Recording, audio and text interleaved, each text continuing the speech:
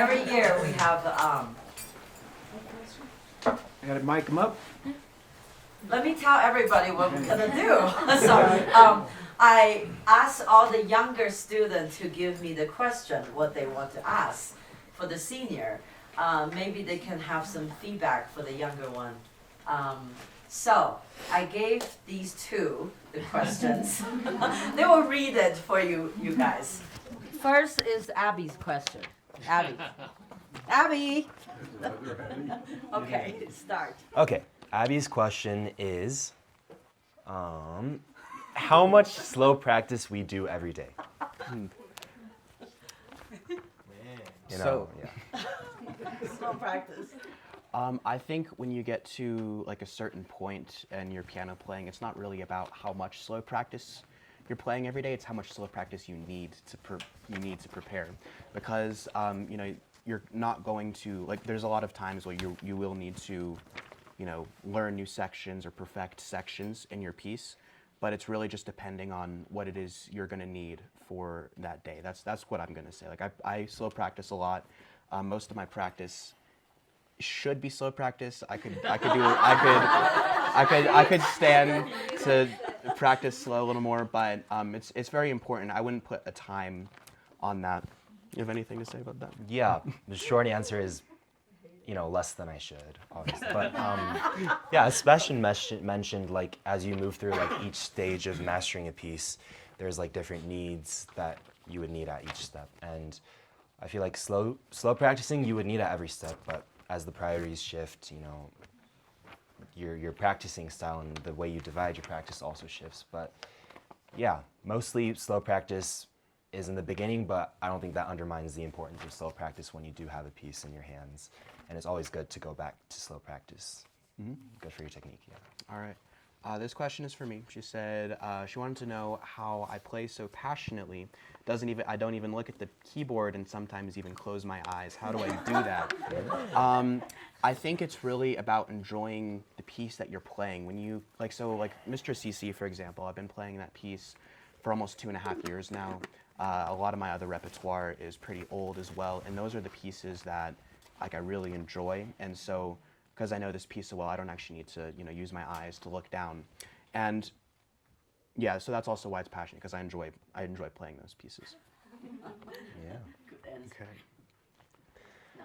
And we have Carrie's questions. And the first one is, when you encounter difficulties in piano practice, such as technical challenges, sight reading difficulties, or memorization problems, how do you solve them one by one?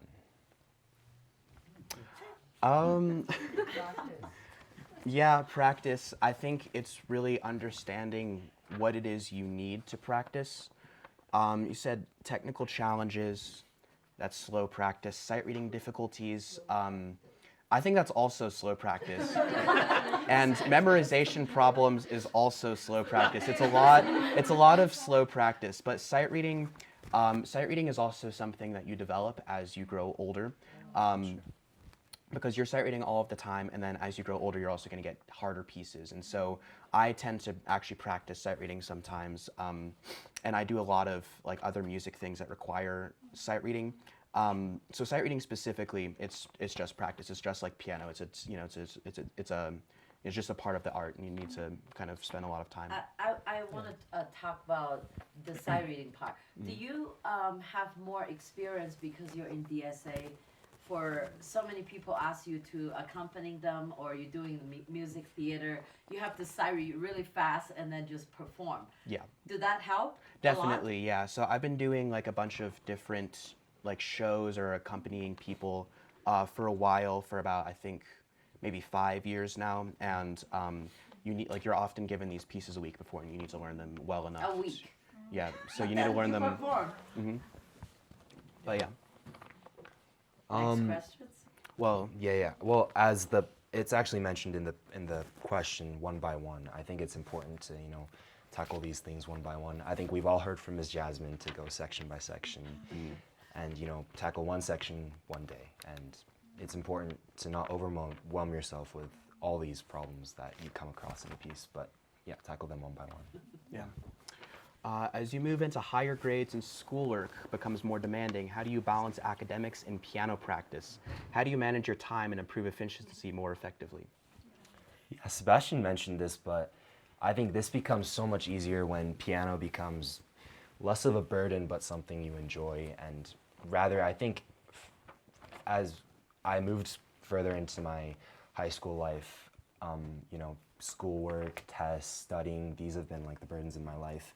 And I've tried to think of piano as time off from those things and something I enjoy and relax and, you know, take my mind off the stress. And in that way, I think I found my balance because it's not two, you know, overwhelming things that are coming at me at once, but it's, you know, this stress and how I deal with it.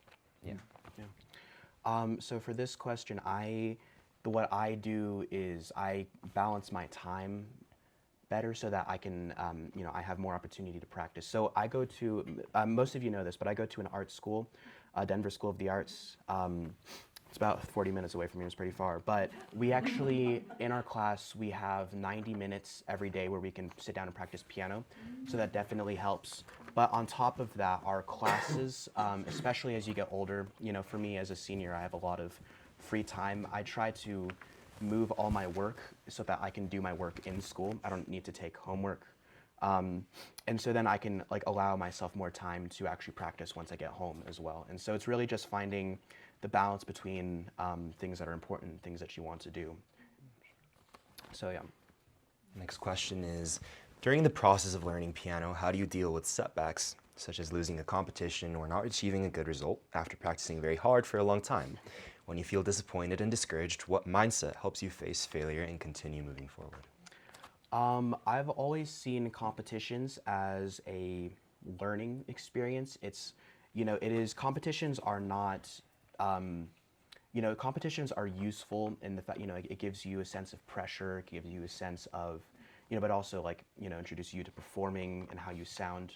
And it's not really about, you know, did this person spend this much time practicing? Did this person not spend this much time practicing? It's like, how are you going to give the best result? Because your judges are not going to know if, you know, one person sat down for 5 hours every single day for a year and the other person touches the piano once a week in their lessons, right? It's really, how are you going to, and you know, that's obviously a factor, but you all, you know, it's really an accumulation of what you do. And so when you don't get a good result on a competition, which I definitely have not gotten results I've wanted in competitions before, but, you know, but I think, you know, it's learning. It's like, what are they looking, what are what are your judges looking for? How can I prepare so that I am, you know, doing a better job at, you know, meeting all these requirements? And then I don't, like, it is definitely discouraging after the first few days, but in a few days, you're not going to really think about it as much. And that's when you practice, you know, for the next one or for your next big thing.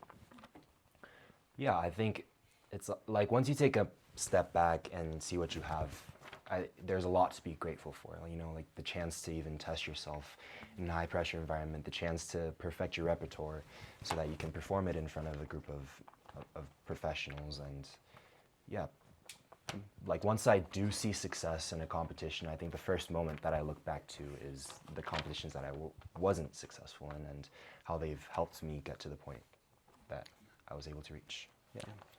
All right, here are Anika's questions for us. First question, in your opinion, what is the most important thing your piano journey taught you about? Yeah. Well,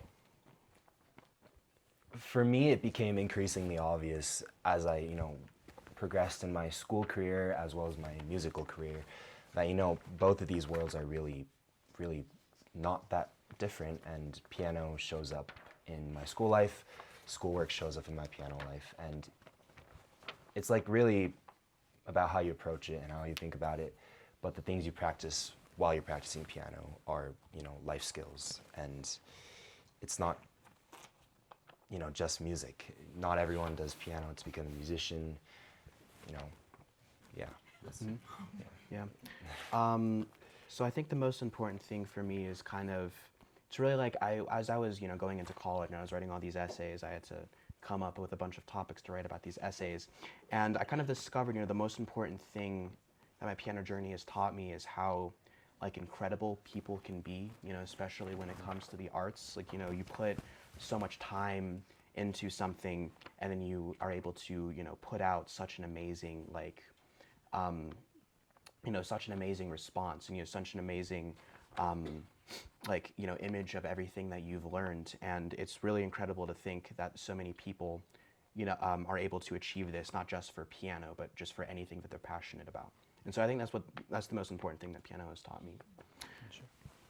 Next question is, who is your favorite composer? I'm gonna say a pretty basic answer. I really like Rachmaninoff. He's a very, very good pianist. You know, his concertos are very beautiful. I think the second and third concertos are his most famous. I like the way he uses color. He has big chords. You know, like when he trades off like a piano cadenza from the orchestra, the piano is so full, and it's very complimentary, and it's just because of how well Rachmaninoff uses colors. Jasmine and I, we talk about this in our lesson a lot whenever we're doing like a beautiful section in like in the concerto, just about how much color he has and how important the direction of the sound is. So I think that's why he's my favorite. I'm also gonna go for a pretty basic choice, and I'm gonna go with Chopin. And I don't think I've ever played a Chopin piece and not felt some kind of connection, like a deeper connection in the music back to the person who wrote it. And you know, when the Chopin competitions roll around, you know, that's my bread and butter. I love watching those. I love watching people play Chopin, hearing people play Chopin, and yeah, that's my favorite. Do you get nervous during competitions, and what are some tips you can share with us to deal with stage nervousness? Yeah, I think one of the things you develop along with, you know, technicality, stage presence, whatnot, is like your own ritual to calm yourself or find a way to calm yourself before a performance. Like for me, I have this rule with myself that I can be nervous all I want, but as soon as I step foot onto that stage, I'm gonna be calm and trust myself. And it's all about, you know, that ritual with yourself, what kind of promises you have with yourself, just kind of getting to practice these kind of rituals over time, and they become yours. Yeah. So I think as you grow older, you not only will, you know, like I agree, you know, you'll develop a ritual, but something in my experience, you know, I started maturing during COVID, and so I was, I don't know if that is a contributing factor, but as I was maturing, I also started developing more of like a stage fright. When I was a little kid, I was able to like sit down at the piano and, you know, do whatever people wanted me to do, but as I kind of grew up and I understood the real, like you know, I understood the nerves of the competition. They were really starting to get to me, and there was definitely like a period of time where I wasn't performing well at all. And even if I had practiced for a long time, it's just I wasn't getting the results I wanted. And some things, you know, I think something that helped with that is knowing that, you know, that's never really going to go away. For people, it's definitely different. And sorry.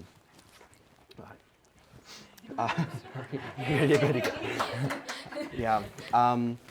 But you know, so what I developed, not only just like a relax before, I don't over practice. I try not to over practice before competitions. I also use Chinese meditation balls, because not only do they, yeah, because not only do they help warm up or keep my hands warm after warming up, they also, it's something to focus on. You know, it's something to focus on that isn't piano. So yeah. Yeah. Is it my turn to read? Yes. I'll read it. Oh, okay. The next question is, when were you able to start practicing piano by yourself without parent supervision? Good question. That's a great question. There's no age. You know, there's no age for when this happens. It's really when you start to care about piano by yourself. Like I think, you know, a lot, and I was included from I think ages 3 to 9. My dad would sit with me and play piano all the time, and I hated it. I loved performing, but I hated practicing. But when I got into middle school, I kind of started realizing that it was something that I enjoyed, and when I was able to stay motivated myself, that is when I was able to not need my parents to make sure I was practicing. Also, Yeah. Miss Jasmine said he needed to practice alone. Yeah, She told us we couldn't sit with him anymore. that was true. But I also joined Miss Jasmine Studio, I think 10? 10, 9 to 10, yeah. Something like that, yeah. So I think I hit that mark a little later.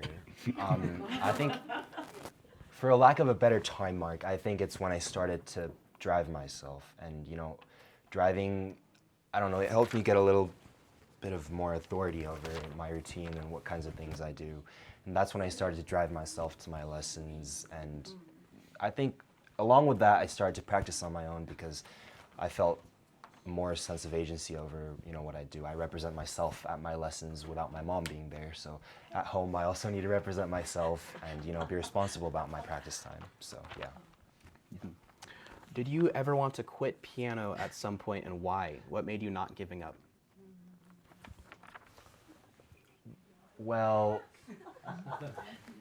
I think there was a certain point in high school where I decided that I didn't see myself going to a music school or going to a school for music. And at that point, it was easy for me to think that, now that I've made that decision, I don't need piano in my life anymore. But I think for all the reasons that Sebastian mentioned and I also mentioned, those kind of reasons really held on to me. And piano, I think, is, as I mentioned, more than music itself. It's really something that I enjoy doing. It's something that I connect with and hone myself with in my practice time. And there's so many reasons to appreciate piano than for, the piano itself. That's funny enough. But yeah, I think I felt a deeper connection to piano more than, having a future in music. And yeah. So I definitely did want to quit, and it's actually because I would have to practice every day with my dad. And the reason why I decided not to quit is because I remember there was one day we had a really bad, so my sister and I, we would, my sister, she's a ballerina now, but she used to take piano lessons, and we would often have our lessons back to back.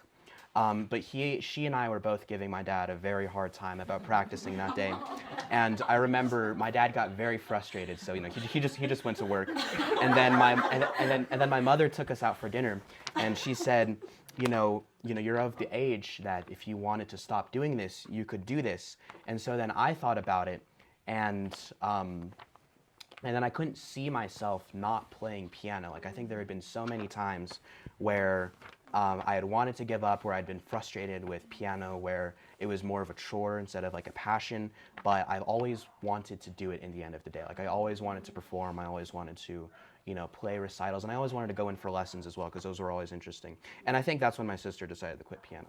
So yeah.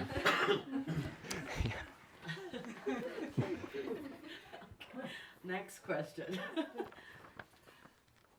The next question is, what, in your opinion, is the most difficult thing about during piano journey, and what did you do to overcome it? No problem. I think the most difficult thing is, I think for me, my most difficult thing was the anxiety. Because I had troubles where I would be scared to perform, and then I'd go on stage and then I'd get into my own head, and sometimes that still happens.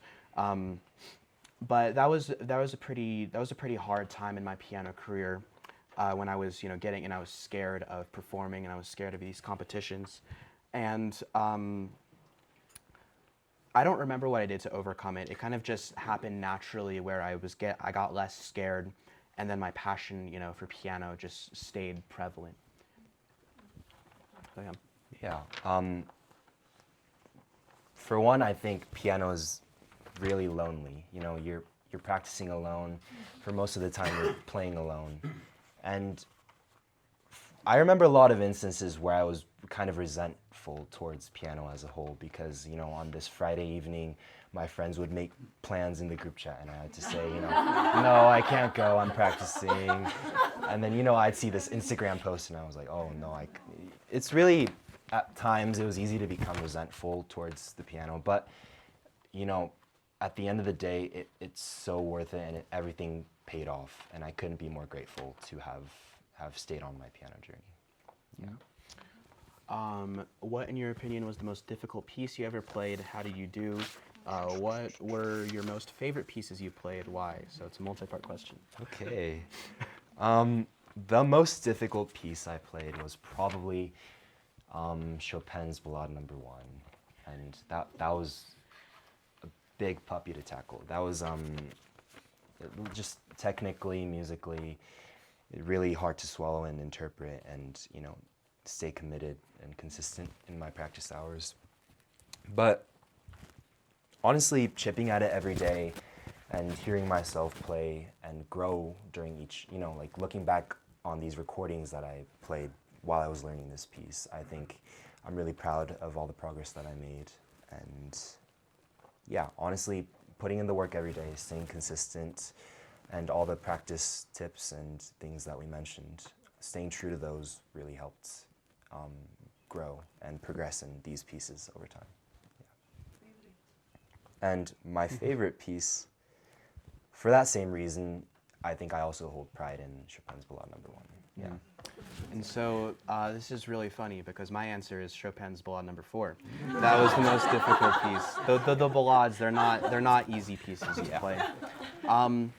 I think, considering, even though that piece was difficult, I did a lot better than I expected. So when I first told Miss Jasmine I was interested in this piece, it was because I was on Instagram and I heard like I think 30 seconds of the piece, and I really liked it. And so I was like, Miss Jasmine, can I learn this piece? And I did not know how difficult the ballades were yet.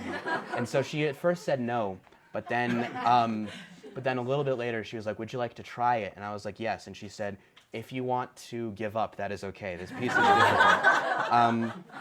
So I was really scared, but all things considered, I spent a lot of time learning this piece, and every single month, every single year, every single lesson I have with this piece, it gets better and better. And sometimes I'll think it's the best I can ever play it, and then I'll take a lesson with another college professor, and I realize I can play it even better than that.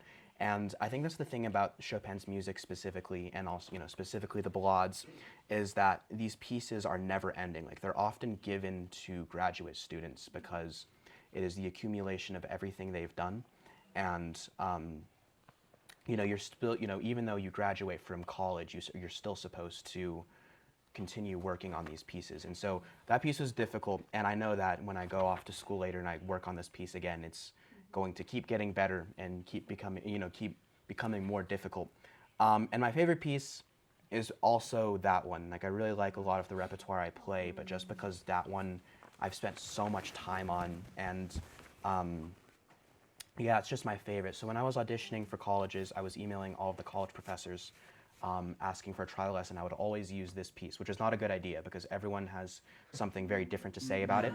But it was definitely, I think it was, it's just a really amazing piece, and it kind of shows your growth as a musician. Yeah. So this next question is for me. Although I'm not going to major in piano, I practiced and competed until the last minute, which takes a lot of time out of my busy schedule. And why did I do that? Yeah, as I mentioned before, I feel like I've grown so much closer to piano after realizing, how deep and, multifaceted piano it really is, and music as a whole in general. For those of you who don't know, I'm part of an organization called Musicians United for Change. And basically, my team, we go around and organize concerts at hospital venues, and we've also done education programs in the past. And through this organization, in the name of music, I've met a lot of people, a lot of different stories they were strangers to me until I was able to connect them through this thing called music. And I think as someone who's trying to pursue engineer, that kind of humanistic, artistic kind of human bridge is really so valuable to me as I move forward. And for that reason, I'm going to also answer number 9. It's whether or not I'll continue to play piano in college. And for that reason, I think I'll continue to play music and continue to, foster that relationship with music. Yeah. And then this question is for me. It says, why did you choose your major? So for those of you who don't know, I've decided to take the risk and go to a music conservatory to study piano performance. And the reason why I did this, because I think out of all of the instruments in classical music, one of the most difficult instruments to get a career with might be piano. It might be organ and harpsichord as well, but I'm pretty sure piano is one of the more difficult instruments to find a stable career. But the reason why I chose this major is because I know that in the conservatory, I won't just be learning how to become a better piano performer, but I'll also be learning how to conduct or how to play more collaboratively, and try all these different things that make me a more well-rounded musician within the piano world. And so I'm choosing to major in piano performance because I think I can see a future, and it's not going to be as the next like Olga Kern or the next Lang, but it's going to be as someone who uses the abilities received from classical piano to play in many different ways. Like I think I'll be in New York. I already have people I know in New York who might be able to help me get onto Broadway. I've played a lot of jazz shows, and I might be able to continue to play jazz, and those shows are pretty desirable, and also still hopefully play concert piano jobs. But I know it's not a steady future, and it's not going to be easy, but I can see a future, and so that's why I chose it.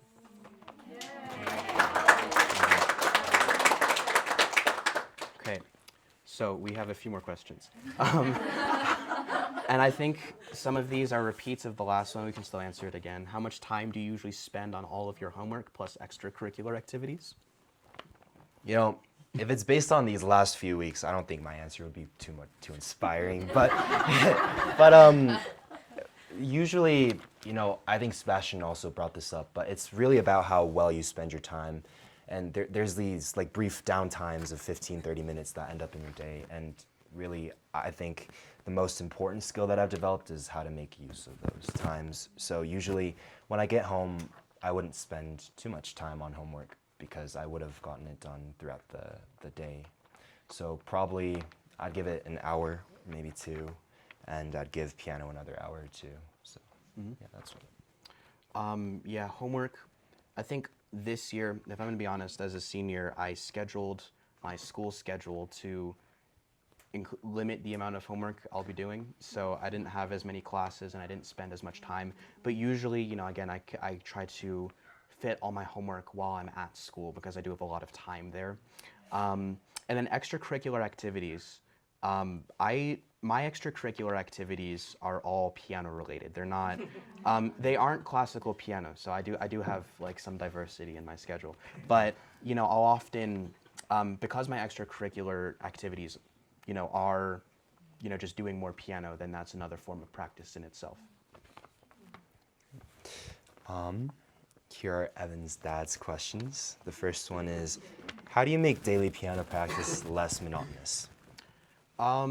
I think it's really approaching your piano practice with one goal in mind, like one or two goals, because it's not productive to sit down at the piano, play your piece all the way through, and then play your piece all the way through, and then play your piece all the way through. You want to have a goal that you will have completed. Like, if Miss Jasmine is telling me that my accuracy on this section is not very good, then I'll sit down and work specifically on this section. Like, your daily practice should not be playing all the way through every single day, unless you get closer to the competition. But yeah, it's really just kind of having a goal and then stopping once you've achieved your goal, because I don't really count piano based on time. It's more so, did I achieve what I wanted to achieve? And I'd recommend switching it up. Throughout the years, I picked up on a lot of fun, practice methods that Jasmine has taught me. And from time to time, it's important to, approach, even if you're working on the same technique, approach it from a different way, a different method, a different rhythm, switch it up, and yeah. Do you break your daily practice or piano practice into multiple sessions, like 45 minutes, 2 times each day, or do you run through the entire practice in one sitting? Me personally, you couldn't convince me to, do the whole thing in one sitting. The concentration of most people, isn't built to be productive for long periods of time. So I think for most people, it's, it's accepted to, break it up into multiple sessions for the sake of your productivity. Yeah, no, I agree with that. You shouldn't, sitting through an entire practice session that can be very tedious, especially because, we should be practicing maybe 2-3 hours a day, like going straight, that's pretty difficult.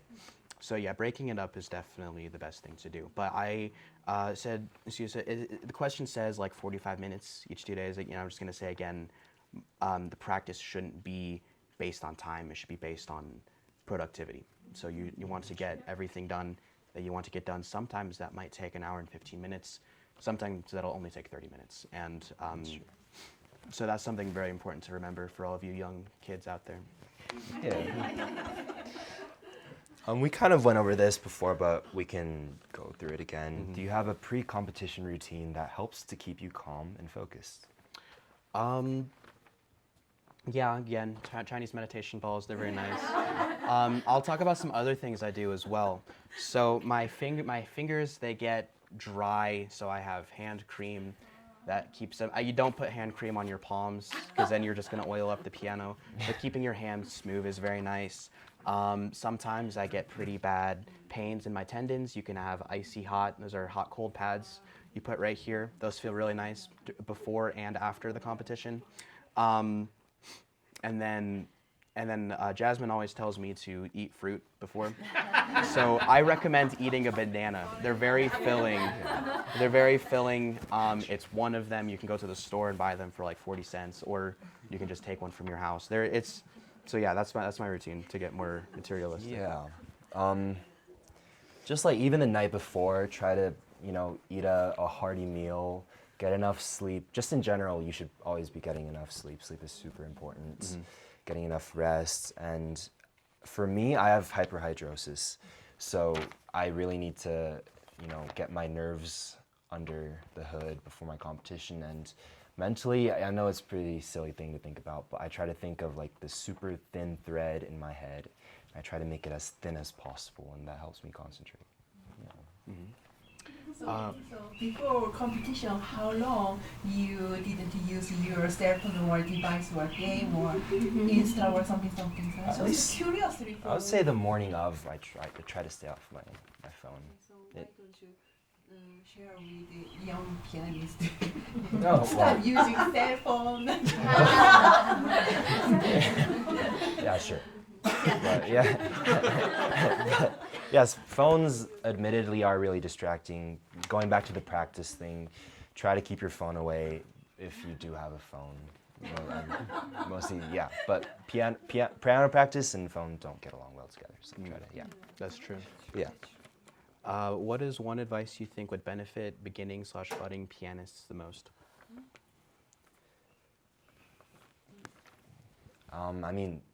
Just have fun. A lot of piano and competition piano is based on performance, how well you can do. But really looking back, it's those moments at the competition stage that you really think back on. It's the moments that you make with your friends and your music friends.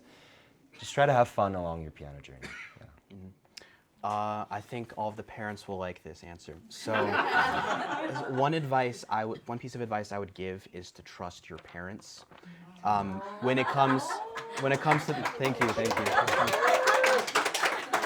When it comes to the earlier years of your practice, when you're a child, you're not really going to know what you're wanting to do, and all your parents are going to be doing is making sure that you have something in your life that doesn't make your life boring, right?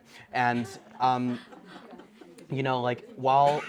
while I was very frustrated with all of the times my father forced me to sit down at the piano for 45 minutes to an hour, I wouldn't be here without all of that, because you can't decide you're passionate at the age of 15 and then you start the piano, because you're not going to get where most of us in this room are today. You can't, you want to start from youth. A lot of a lot of the best pianists start when they're 3 to 5 years old.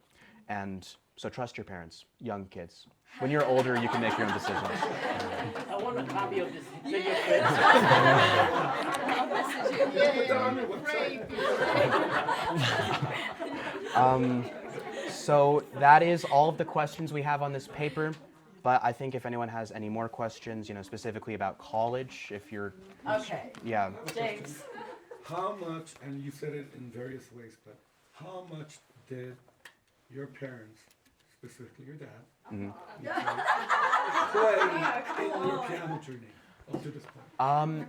Actually, a very significant amount, if I'm going to be honest. So it started. I'll tell the story. It started when I was 3 years old, and I showed an interest in piano, and we couldn't find a piano teacher, who wasn't like constantly gone. She was a college student, and my first piano teacher, and then so my mother, she made a music school to help me and other people in our neighborhood find, music teachers. And so that grew. So that was definitely influential. If it wasn't for my mother creating that school, I would not be here at all. And then again, it's my dad. Like the thing about piano practice is that you need to. It's like working out. If you want to become strong, you don't go to the gym one day and you're automatically super buff, right? You need to go every single day. Piano is just another muscle that you're strengthening in your brain. So yeah, my parents definitely are the most influential when it came to my earlier years, and those earlier years are the most important in your piano career because they determine your path for the rest of your piano career. Yeah. What about the jelly beans? I also was given incentive to practice, and they were jelly beans. I didn't know that part. But also, you took your piano everywhere. Yeah. I think that one's important too. That's fine. Are there any other questions for both of us? You haven't announced where you're going for college. Both of you. So after careful consideration, I've decided to study electrical engineering and computer science at the University of California, Berkeley.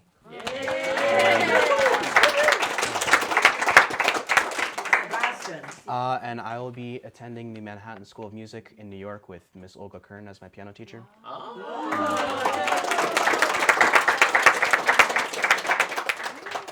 Well, there's a little souvenir for this too.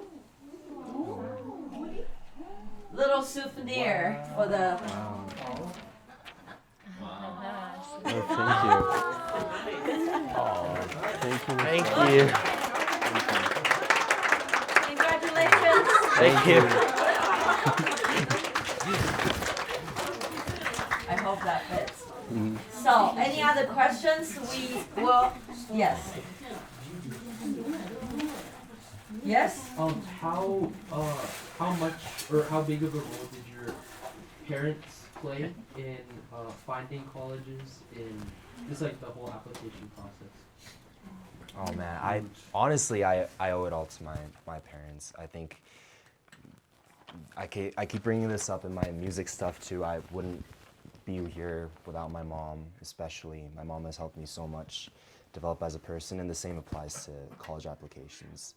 And she's actually a language major, so she gave me a lot of help on my essays and expressed myself as best as I can. And yeah. I learned English and writing.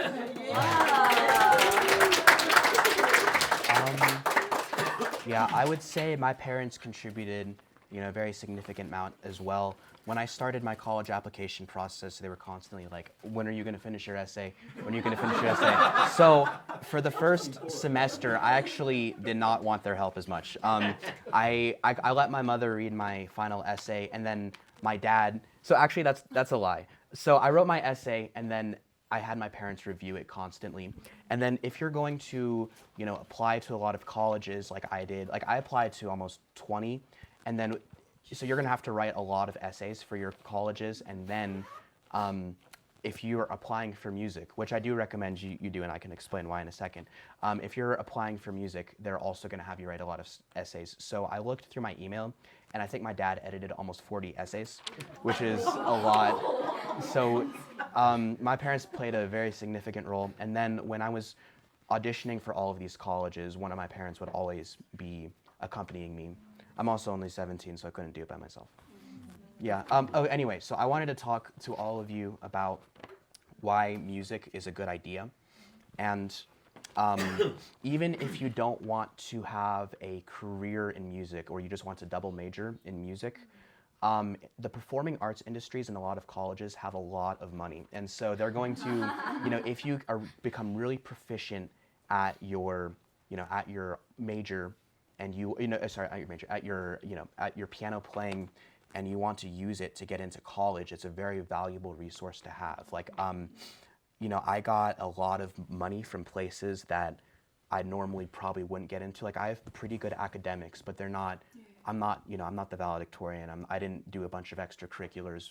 Like, I didn't do speech and debate or anything like that, but I was able, but I was able to get, I think, we calculated almost $1 million in scholarship money across all of the schools, and that's, there's a lot of money in that. And then there's some schools I didn't get that much money for, but I got into just because of music. Like, I think one of the biggest one was Carnegie Mellon. That's a very difficult school to get into, and I think with my normal academics it would have been very challenging. But because I got in for music, I was able to go to Carnegie Mellon if I had wanted to. I did not get scholarship money from Carnegie. Oh, no. Carnegie Mellon is very stingy about that. But yeah, I recommend everyone, at least, if you have your video recordings, if you want to put in the time to at least try to audition for music, because it's, you can get a lot of unexpected results. What's one thing that you think you're going to carry from this studio, from Miss Jasmine, Mr. Brad, everybody that was a part of your journey? I think about that. Okay.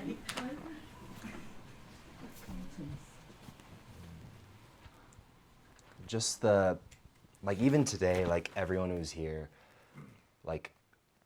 developing a sense of community with people. Well, now it's through music, but anywhere I go, I think this kind of community and, meeting new people and growing my own community, I think I'll always, remember the time that I've spent here, on these Friday performance classes, at competitions, where I'm super happy to meet another kid from my studio and their parents. And that sense of community, really, I'll cherish it, and I look forward to trying to recreate it in any new place that I go. Yeah. No, I think I'd answer pretty similarly. There's a piano, like Eric said earlier, is a very lonely instrument. It is one of the most lonely instruments because most of it is spent by yourself. And having a community you can go to is very beneficial. You have your orchestras, they all meet on the weekends for orchestra rehearsal. But pianists, we don't do that much collaborative piano. We can, but there's a lot of times that we're primarily focusing on our solo works. And having a community is very important. And I think I've also just learned a lot about, just about piano from, I guess that's pretty generic, that makes sense. I learned a lot about piano from this studio. But, I think I developed a lot of really good habits coming out of this studio as well. And then a lot of skills that I know I'll be able to use even if I don't do music, if I don't, have music. I developed a lot of skills that I can continue using in my life. Mm-hmm. Thank you. Can I answer that question? Yes. Because there are several hundred, I guess, piano teachers in this state and thousands and thousands around the country. But this particular teacher has consistently high quality in her students. And why is that? Because she's demanding high expectations and a sense that you've got to solve those problems.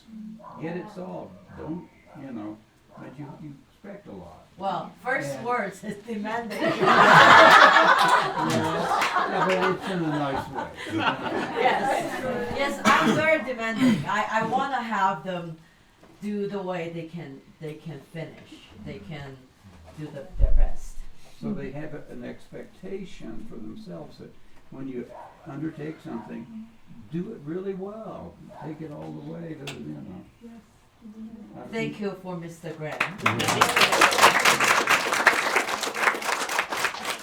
would also love to say just Sebastian, his value for Miss Jasmine was so strong, and his desire to not upset you and to practice so that he, met your expectations was really important. But I think through the college process too, like, we were 50% and Miss Jasmine was 50%, right? And we trusted that. We trusted him looking at Miss Jasmine for, her advice and her review, and that was really important to us as a family.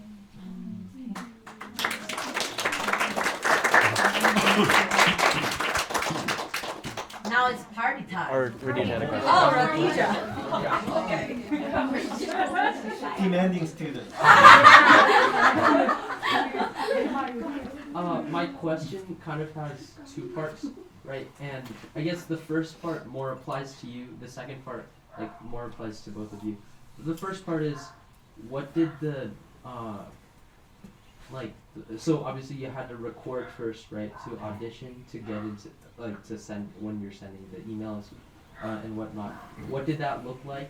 And for the second part, how did you know when enough is enough? This is how I want it. And this applies to your essays as well, right? How did you know that, this essay is good enough? I'm gonna click submit. So first part of the question, the audition process, is for all of you interested in pursuing music. I first had to send in an application for the music school, and then they'll send me back with a portal where I need to write my essays and upload my pre-screenings. Ms. Jasmine can, speak to this, but I think for 2 months, the only thing we were doing was recording my pieces. I think it's longer than that. I think it might have been longer. It was difficult, and I think they're the most difficult pre-screenings to record out of any instrument, because we have pieces, like our ballades are 11, 12 minutes long, 13 minutes long, and that doesn't seem like a lot of time, but there is so many times in that 11 minutes where you can make one mistake. I remember I had a really good recording of the ballade, and then I played the last chord. It was a G major and not an F minor. Or I can't actually remember. It was a major chord, and it did not sound very good. So we couldn't use that recording because I messed up the ending. And then, that process took a very long time. And for pianists, you are required a certain amount of repertoire. You need to have a prelude and fugue by Bach. You need to have a classical sonata from Mozart, Beethoven, Haydn, or Schubert, I think. You need to have a romantic work, by Chopin, they call it a big romantic work, something with virtuosity, a etude with virtuosity, and then you have your modern pieces that are filler for if they want to hear something else. And so that for me, that was 3 movements of a sonata, 1 ballade, prelude and fugue, and then so that was I think 7 pieces that I had to record, and I just wasn't getting a good enough recording of it. And so this is going to tie into the next part of your question. Enough was enough. I was all these, they were stressing me out, and they were good, but they weren't good enough. And so then I went to my school, and we have a nice piano at my school. I woke up, I drove to my school, and I recorded everything in an hour. And so that's how I got most of my recordings. And then after the recordings, you're going to get an email back between December and January about whether or not you got past your pre-screening rounds, and they'll invite you to a live audition, and then they'll let you, they'll give you a time slot to go visit, and then that's when you need to book all your flights to go out, or you can submit them virtually, but it is better to, if you have the resources, to go, visit all these schools. And it's also nice too, because there's a lot of schools I thought I would like, but I didn't like at all because of what the setting was like, what the campus was like, what the teachers were like. That's also a good time to try and book private lessons, although that's going to be pretty difficult. But yeah, so then you do all of your live auditions, and that's hard because you're gone every single weekend for the month of January and February and a little bit of March, depending on where you apply to. and then you don't hear back for another month. So then you're sitting the whole time just glad you're over, but then you're wondering, and then you start getting everything at the exact same time. It's around between April 1st and before May. I think it was actually the first 2 weeks of April, so then you can make your decision. And then that's kind of the process. But I think most students are surprised with their results because people go into these auditions and they think it's like a competition, but you're going to play like 10 minutes of repertoire. They're going to listen to, you know, your prelude and fugue, and they're going to listen to snippets of everything else. And you often won't play all of the pieces that you prepared. And then when you're done, you might have thought you played terribly, but then a month, 2 months later, you get an email saying that you got a $50,000 scholarship. And so, you know, there's a lot of, you know, so because they're not looking for, especially as an undergraduate, they're looking for potential and not for technical ability at the time. So that's the college process for music. And then, what was the second part of the question again? I mean, it was just like, how did you know enough was enough, and that applied to both your recording and your essays? Oh, yeah. Just going back to your first part, I actually used my music recordings as a supplementary part to my academic portfolio. And as Sebastian mentioned, you know, these colleges really value people who play music because it's a really valuable thing to have, and it's really great to represent yourself as a musician in your profile. So another option is including your music recordings as a supplemental part to your application. And if that's something you're interested in, I recommend planning that ahead of time because the deadlines may look a little different. Yes. Yeah. And in that process, I was really grateful to Miss Jasmine and Dale, actually, because just being part of Jasmine's Piano Studio, every concert you play, and a lot of the studio recordings, Miss Jasmine and Dale have ready, and they do that over time. So I had a lot of recordings at my disposal to submit, and because of the less demanding, you know, music requirements for the supplementary as opposed to auditioning, I was able to do that fairly easily. And as for your second part, as to how I knew I was satisfied with what I was submitting, I think what I did was, you know, if I was struggling with an essay or, you know, a recording, I set myself apart from it for a couple of days, and then I came back to it, and in that sense, I was able to, you know, have an unbiased kind of perspective on my own work. And as for the standard of satisfaction, if it's not moving you, it's really not going to move someone else. So you really need to write authentically what, you know, yourself, and you need to just, as for, you know, college applications and college essays, really, it's not making a new identity, it's really trying to collect the things you've accumulated over your years and representing it through words, which is actually fairly difficult. But writing a good story is important, writing an inspiring story is important, and you need to really know to move yourself. And if you're not moved by yourself again, then you're not going to move another person who's reading your story. Yeah, and I guess for me, that's a very good answer. My answer was not very good in terms of the second part, because what happened with me is that I ran out of time. So I just had to submit everything. And so I submitted what was best. If I had more time, that's a very great piece of advice for all of you who, you know, plan your time well, but I thought my time was planned well, but it was not. And I think that's something for the college process you're all going to need to understand, is that you're going to need a lot more time than you think, because writing, you know, a bunch of essays, like writing 40 essays in the span of 2 weeks is, first of all, not healthy, but also it's not easy, and it's very tedious, and there's going to be times you just don't want to do it. So you just need a lot of time. Give yourself a lot of time.